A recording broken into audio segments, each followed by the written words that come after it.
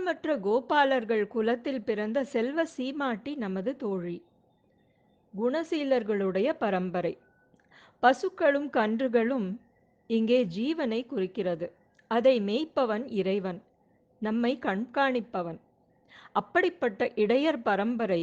இந்த இடையர் பரம்பரையில இருக்கும் பெரியவர்களெல்லாம் குணவான்கள்.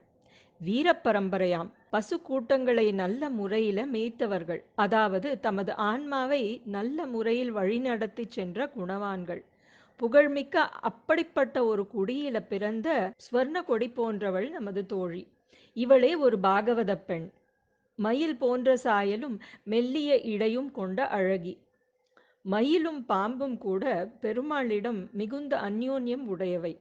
இவளும் உள்ளத்திலும் சிறந்தவள், உருவத்திலும் செயலிலும் கூட உகந்ததொரு நடத்தையை உடைய பாகவத பெண்.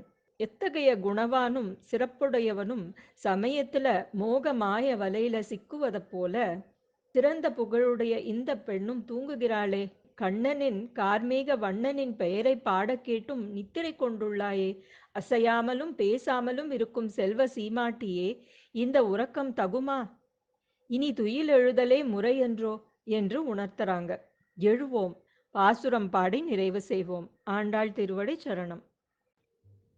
கற்று கரவை கடன்கள் பல கறந்து செற்றார் திரளழிய சென்று செருச்செய்யும் குற்றம் ஒன்றில்லாத கோவலர்த்தம் பொற்கொடியே புற்றறிவு அல்குல் புனமையிலே போதராய் சுற்றத்து தோழிமார் எல்லோரும் வந்து நின் முற்றம் புகுந்து முகில்வண்ணன் பேர்பாட சிற்றாதே பேசாதே செல்வ பெண்டாட்டி நீ எற்றுக்கும் உறங்கும் பொருளேலோர் எம்பாவாய்.